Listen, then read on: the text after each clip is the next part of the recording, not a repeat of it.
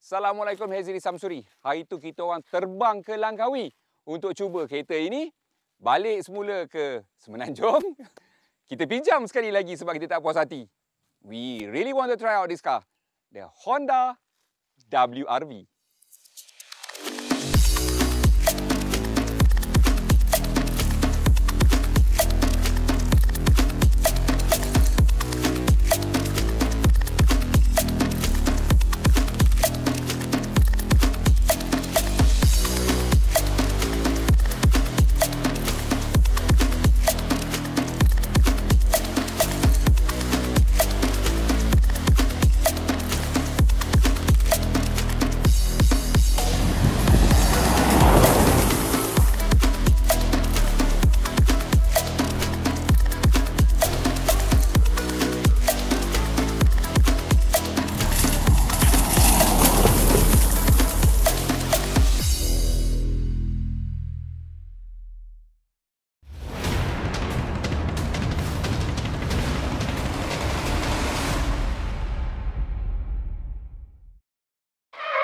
Allahu Akbar, lupa bawa BH Petrol e-card. Macam mana nak pungut point?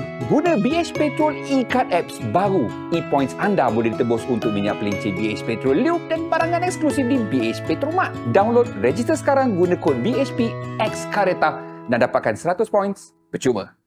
Honda WRV yang ini sebenarnya ialah generasi yang kedua. Yang pertama dijual di Amerika Latin dan juga India. Yang generasi pertama WRV siap datang dengan enjin diesel lagi. Yang ini R&D dia dibuat di Thailand dengan bantuan Indonesia dan dilancarkan di Indonesia. Fokus utama mereka memang di situ, di negara itu. Tetapi sebabkan dia lebih kepada kenderaan ASEAN, sebab tu kita dah terima. Dan yang ini it is a very interesting take on a compact SUV. Memang cukup menarik, terutama untuk anda yang nak cari kereta nombor 2. Yang ini varian RS, nampak ada tulis RS kat situ. Apa varian pun, enjin transmisi tetap sama, 1.5 liter iVTEC dengan transmisi CVT. Enjin 1.5 liter ini memang dikongsi oleh beberapa lagi model Honda yang lain. Contohnya Honda City, and dulu ada BRV, and then HRV low spec pun pakai enjin yang ini. So, apa yang buatkan dia ni berbeza? Well, ini ialah sebuah kereta yang sebenarnya platform dikongsi dengan BRV generasi kedua yang tidak ada dijual di Malaysia. Dia pendekkan, dia kontutkan dan jadilah WRV, dan kerana itu belah dalam dia tu hampir sama macam Honda BRV yang ada dijual di Indonesia. Selain daripada itu, design dia ni memang design Honda betul lah. Anda boleh lihatlah dengan grill dia apa semua ni sama macam adik-beradik dia yang lain. Bahagian belakang dia ni memang boleh dikatakan sporty dan juga unik, especially sebelah malam bila lampu ni menyala. Memang nampak ranggi lah. Dan semasa kita dekat Langkawi, kita dapat berborak dengan jurutera daripada Thailand yang bertanggungjawab untuk projek ini. Dia kata, saiz tayar itu sebenarnya mempengaruhi ride and handling. So untuk RS yang datang dengan rim besar ni, sistem suspension dia, damper dia, penyerap hentak dia tu sedikit lain, dan tuning untuk dia punya steering pun berbeza sebabkan tayar yang saiz besar sikit. Dan disebabkan tayar dia ni, rim dia ni pun besar sedikit daripada varian lain, yang RS ni memang tinggi sedikit sebab tayar dia tu. Dan design language Honda untuk yang ni memang aku suka, sebabnya ialah dia buat tayar dia sebesar mana yang boleh. So you can really see the tayar, proportion saiz tayar dengan body dia tu memang ngam dan sporty. Untuk pintu belakang siap ada pembuka yang cara macam ni, macam the first time I saw this was on the Alfa, the 147. Lepas tu semua orang nak buat pintu macam ni. Konon-kononnya nampak macam coupe, tapi dia lupa ada line ni. Semua orang tahu ada pintu. First time juga aku tengok orang nak naik kereta tu, dia siap tanya, mana nak buka pintu ni? Alfa 147 tu. Aku ingat lagi sepupu aku, nama dia Dino. Mana aku nak buka pintu ni? Rupanya dekat sini. Sekarang dah lazim. Jom kita masuk dalam pula. Nah, ruang dalam dia ni, kabin dia ni memang sesuai untuk 5 penumpang. Tapi kalau badan besar, 4 orang lah. Sebab belakang tu dia tak berapa lebar. Tapi inilah saiz compact. Reka bentuk dalam dia ni pula macam berbeza sikit daripada Honda lain lah. Dia memang nampak very traditional. Screen pun dekat atas sini. Dan masih lagi pakai handbrake ni, which aku actually tak kisah pun. Yang aku tak suka ialah belah tengah ni. Sebab kat sini nampak cikai sangat. Ada power outlet 12 volt socket dengan USB port semua dekat sini. This touch screen ni datang dengan Honda Connect dan juga Apple CarPlay and Android Auto. The rest is basic Honda. Yang ini RS, so kau akan nampak ada merah-merah sikit kat sini dengan seat yang ada leather dengan fabric ni. Seat ala-ala semi bucket, selesa. Yang belakang tu nanti aku akan cerita lah. Ruang belakang dia ni, walaupun wheelbase dia tak berapa panjang, tetapi cukup memadai. Kau tengok ni, ni seat aku duduk tadi ni, banyak gila legroom aku dekat sini ni. Untuk aku 6 kaki pun, I have about like, kau banyak ni lagi sebelum kena kipas angin ceiling dia ni. Dan tempat duduk dia ni macam kat belakang, macam kat depan dengan warna merah dia tu. Dan ada armrest dekat sini ni. So, Isofix pun ada dekat belakang ni. Wow. Dan daripada segi keselamatan pula, macam biasa, yang ini datang dengan Honda punya, apa dia panggil tu, ADAS punya sistem tu. And lane watch, ada kamera kat sebelah tepi untuk tengok ada motor tidak bila kau nak corner. Nice. Let's check out the boot. Boot dia ni jauh ke dalam dan boleh tahan juga ni. Aku rasa cukup untuk keluarga kecil. Dan what we have inside here is spare tire dengan jack apa semua ni lengkap kat bawah ni. Kemudian kita boleh turunkan ni, split. Tak rata, nampak? Tak rata. Tetapi boleh lah, memadai lah kan. Tapi yang kurang kat sini, kita tak ada parcel shelf. Tak ada. Nampak ni? Kosong kan macam ni. So, kalau kau tak tinted benda ni, boleh nampak apa kau bawa, bye.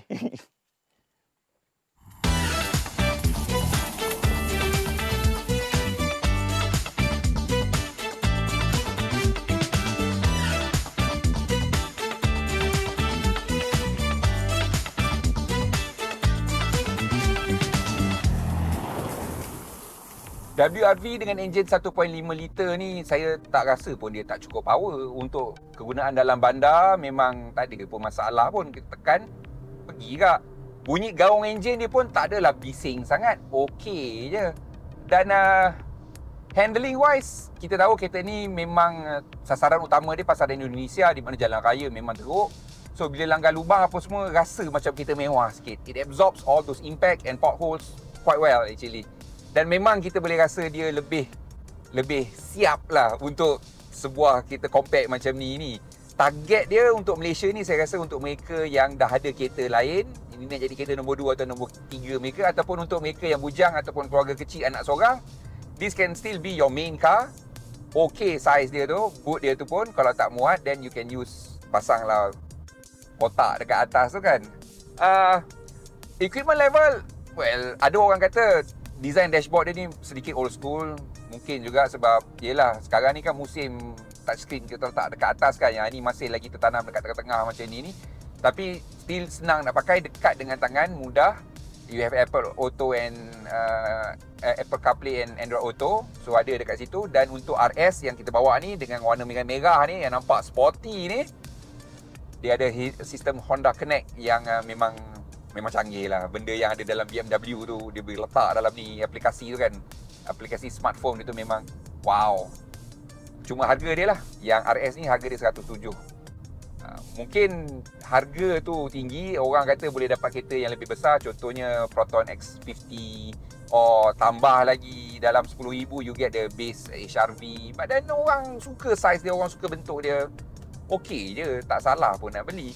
Daripada segi prestasi, saya memang rasa Honda cukup beruntung lah, sebab base engine dia, which is this 1.5 litre iVTEC, memang punchy.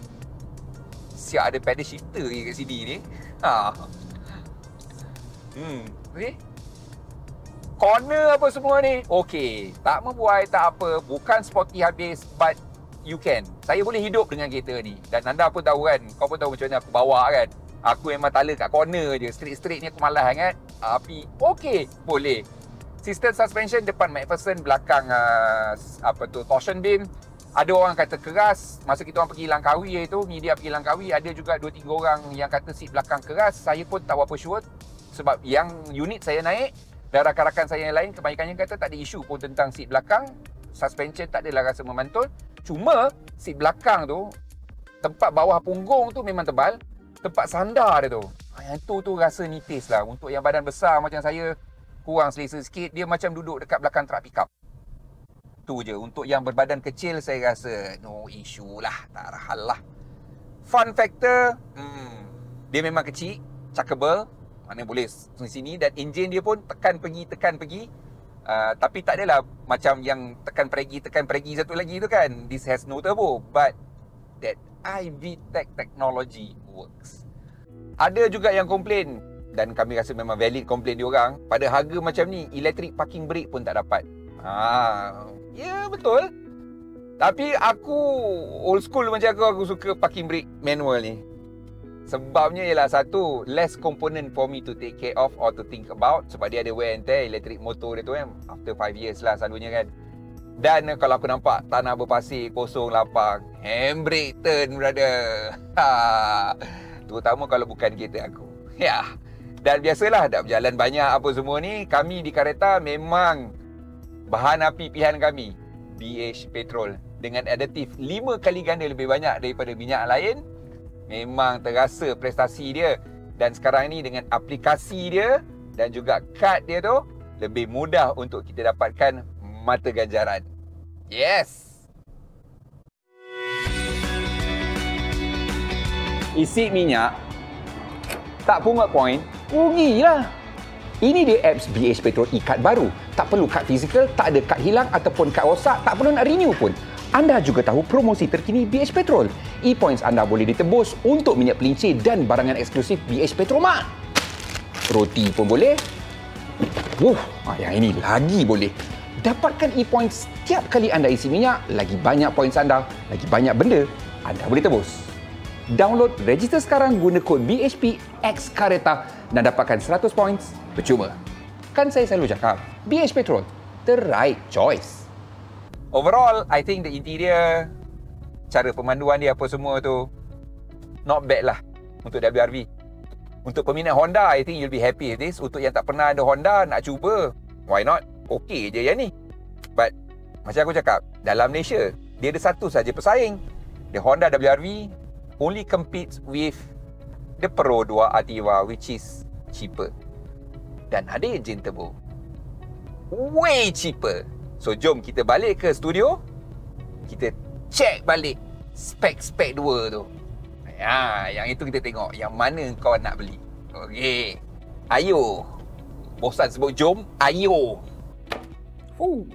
Okey. Now, kita dah bawa dah WRV tu. Dan sebelum ni saya dah bawa Ativa. Dalam tim Caretta pun ada yang pakai Ativa. So, sekarang ni kita comparekan WRV dengan Ativa. Sebab nak ke tak nak, dalam pasaran Malaysia, WRV cuma ada satu sahaja contender ataupun pesaing, which is the Pro 2 Ativa. So, kita akan bahagikan kepada beberapa segmen. Kita ada prestasi, kita ada practicality dan kita ada pemanduan dan last sekali harga. So, kita pergi yang pertama sekali. Dia punya prestasi. Enjin WRV ialah enjin 1.5 liter 4 silinder 16 injap DOC iVTEC program PGM fuel injection dengan transmisi CVT. So basically, pada pendapat aku, ini ialah enjin 1.5 NA yang terbaik dalam pasaran. The VTEC Magic Works. Memang terasa betul lah power dia tu. Ativa pula dengan enjin yang lebih kecil. Enjin 3 silinder 998cc 1K RVE turbo dengan transmisi hybrid dia DCVT, bermakna dia ada torque converter automatic dan juga CVT.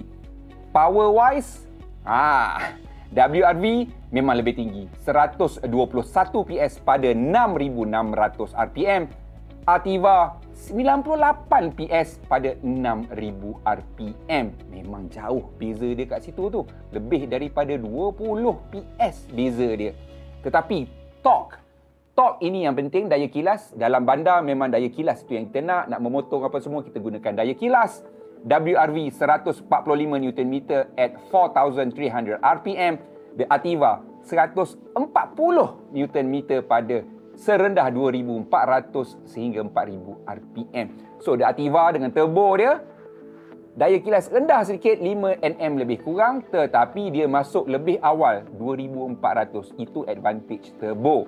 Top speed, well, untuk WRV, Honda kata 160 km sejam. Ativa tak cakap pun, Pro 2 dia tak cakap berapa. So, saya rasa lebih kurang sama. Walaupun kita tengok meter boleh pergi atas daripada 170. Daripada segi GPS, saya rasa lebih kurang sama. But, tak payahlah. Sebab ni dua-dua ialah kenderaan urban. Now, penggunaan bahan api, WRV 6.0 liter untuk setiap 100 km. Ativa 5.3 liter untuk 100 km. So on paper Ativa lebih jimat, tetapi kita tahu enjin turbo ni lagi kita tekan, lagi kuat penggunaan bahan api. Dan tangki WRV 40 liter, Ativa 36 liter. Dalam bandar kalau kau kuat tekan, definitely Ativa tu kau akan isi minyak lebih banyak kali berbanding dengan WRV. Tetapi long distance drive macam kami pernah buat, kami bawa Ativa tu masa baru launch, kita pergi ke Kelantan. Boleh dibuktikan, memang dibuktikan bahawa tangki minyak 36 liter tu boleh pergi atas 400 km yang kami dapat. So, daripada segi pemanduannya ni pula, pemanduan saya rasakan bahawa WRV lebih mewah dan lebih selesa dan lebih stabil dan lebih senyap. Dia rasa macam kereta mahal lah. Okey. Ativa pula, dia mungkin bising sedikit, dia mungkin ada goyang sedikit, tetapi dia lincah. Ini mungkin sebab sistem suspension dia yang mungkin keras sedikit, tetapi dengan tendangan kuasa daripada enjin turbo tu yang buatkan kita seronok, dia memang rasa lincah, rasa macam nak pergi. Walaupun daripada segi dimension, saiz badan, WRV lebih kecil daripada Ativa. Ativa lebih panjang, 5mm lebih panjang dan lebih tinggi. Lebih kurang dalam 30mm lebih tinggi daripada WRV. Lebar, WRV lebih lebar. 1780mm versus 1710mm untuk Ativa. Ativa tu memang tidak selebar WRV. Wheelbase, jarak antara roda depan dengan roda belakang, WRV lebih pendek daripada Ativa. Itu dia. Ativa punya wheelbase lebih panjang, 2525mm versus 2485mm WRV. So sebab tu kabin untuk Ativa rasa lapang sedikit berbanding dengan yang Honda. Now, satu lagi yang memberikan sebab kenapa Ativa ni rasa lincah ialah berat, curb weight. Curb weight Ativa ialah 1053 kg berbanding dengan 1145 kg untuk WRV. Ya, lebih daripada 100 kg beza berat antara dua ni. WRV lebih berat. Kalau kau nak pergi off-road, ground clearance, jarak lega bumi lebih kurang sama. WRV tinggi sikit, 207mm, yang Ativa 200mm. Size boot, ni practicality. Boot WRV 380 liter berbanding dengan boot Ativa 369 liter. On paper Ativa nampak lebih kecil. Tetapi untuk WRV, dia tidak begitu lebar, dia lebih menegak ke atas dan tak ada parcel shaft. Tak bertutup, seorang boleh skodeng apa kau isi dalam boot tu kalau kau tak tinta gelap. Yang Ativa ni dia lebar sedikit. So, cara guna boot tu memang kita kena tengok apa benda yang kita bawa. So, besar on paper tak semestinya lebih praktikal bila kita pakai. Harga.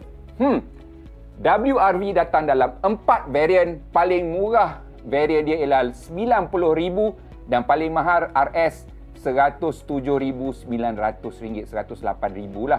Ativa datang dalam 6 varian bermula daripada RM62,500 sehingga RM73,400. Daripada segi kelengkapan, well, Honda memang ada. Kalau yang RS, dia ada Honda Connect yang boleh smart app yang boleh kita connect daripada phone kita ke WRV kita. So itu memang banyak function.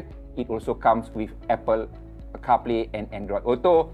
Untuk Ativa, kau ada Bluetooth dengan USB port, itu sahajalah yang kau ada. So untuk mereka yang perlukan teknologi aksesori macam tu, dia WRV lah. Untuk Ativa, kau kena keluar duit untuk tukar head unit dia. Dan head unit dia tu bukan senang sebab skrin dia split. Dia punya radio dekat bawah, skrin dia dekat atas. So memang option untuk tukar radio Activa ni sedikit limited dan mungkin mahal sedikit. So apa yang kau beli pun sebenarnya tak salah, ada pros and cons. Untuk yang lebih sporty, lebih lincah, lebih nimble dan lebih mampu milik, of course it's the Pro 2 Activa. Untuk WRV ialah untuk mereka yang memang suka reka bentuk WRV itu, dan untuk mereka yang lebih sukakan sedikit kemewahan di dalam, sebab memang bila kita bawa kita boleh rasa WRV itu dia mewah sedikit. Okey, sehingga kita ketemu lagi insya-Allah. Assalamualaikum.